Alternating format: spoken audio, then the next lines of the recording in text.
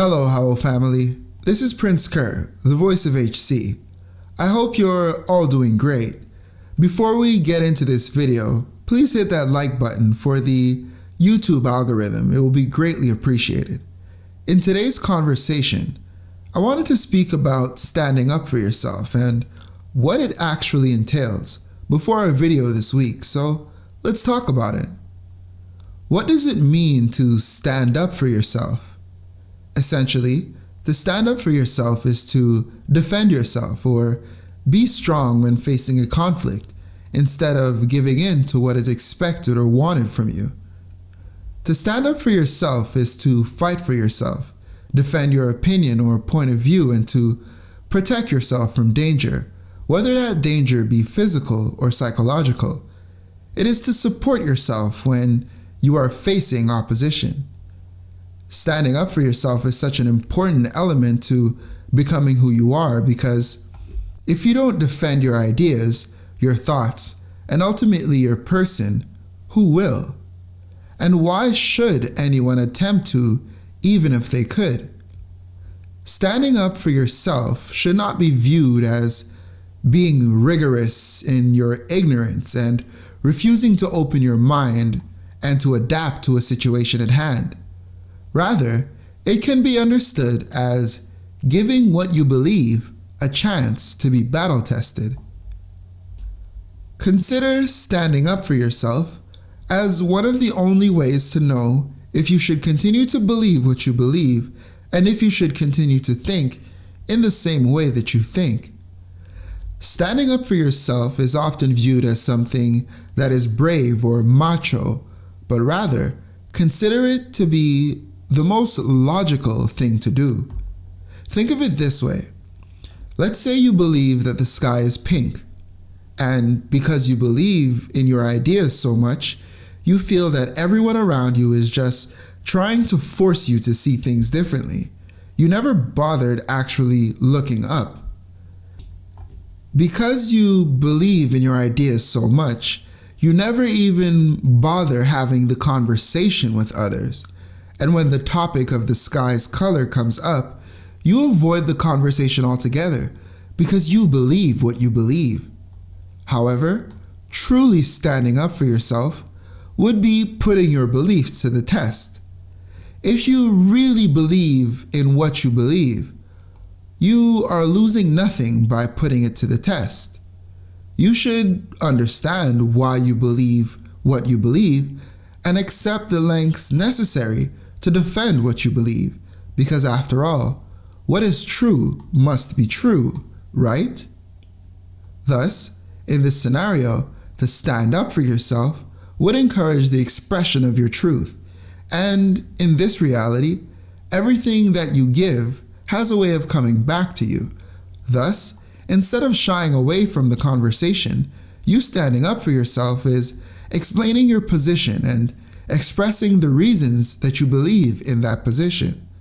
This way, you'll be able to develop the understanding necessary to adapt to what you are actually going through in life, as opposed to what you think you are going through because of your internal dialogue. In this very scenario, you would probably be confronted with facts and statements, and possibly even demonstrated that the sky is blue by having you actually look up. Thus, by standing up for yourself, you all of a sudden gave yourself the opportunity to see life differently and to adapt to your new world accordingly. Refusing to stand up for yourself would have kept you in the same cycle of thought for maybe years to come, and maybe even until the end of your lifetime.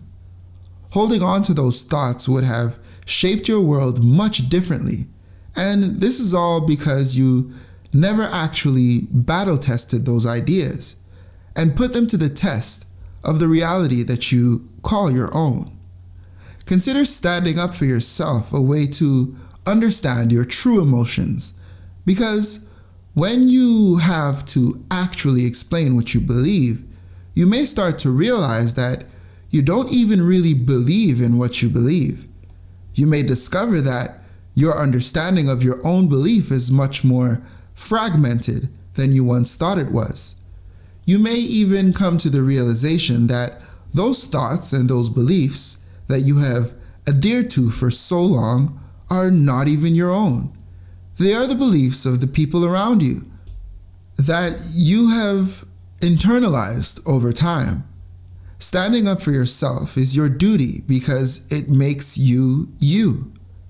To stand up for yourself is to affirm that you do have a voice. That voice may not always be right. That voice may not be the loudest, but that does not make that voice less credible or less of a voice. And the better you understand that voice is the better you will be able to navigate forward on the journey to becoming who you are. Standing up for yourself is your duty, because if you don't stand up for who you are, then are you really who you are, or do you just think that you are? We spend a lot of our lives with internalized ideas about ourselves and the world around us. But if those ideas, and if that truth is never expressed, was it ever a truth? Could it have ever been? The unfortunate reality of not standing up for yourself in this context is that the more you spend time with a thought, attitude, ideology, or way of being without it being battle-tested, is the more likely you will want to hold on to that said idea ignorantly. This is similar to holding on to a strong belief about someone that you have never met.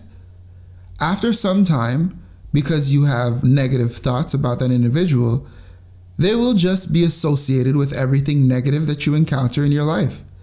Because the information of who they actually are never came to be. All you will be able to conceive as who they are is everything negative that happens in your life. And that will fill up the space of that person and their entire personality without you ever having been exposed to the actual person. And the more years that pass, the more time that goes by, unfortunately, is the more you will want to hold on to those thoughts, because now it's a part of who you recognize as yourself. The negativity is so much a part of your reality that it will be hard for you to differentiate who you are from what that negativity is. Then, even if you finally meet that person, your thoughts are so crystallized to fit who you want them to be that it is much, much more difficult for you to actually appreciate who they are. And even though you may see that they could possibly be different than the negativity that you're conceiving, you're so attached to what you've created. It's been so long. Why bother? Yes, standing up for yourself can be scary, and you can fall right on your face and ridiculed for what you think and believe. But always remember, as the Chinese proverb explains, he who asks a question is a fool for 5 minutes. He who does not ask a question remains a fool forever. Now, you can interchange asking a question in this context to standing up for you. So, when was the last time you stood up for yourself? Did it change anything? Let's have a conversation about that in the comment section. Like and share this video if you haven't already. I'll see you here on the next episode of Conversations on Howell Consultations, the how-to being true to you.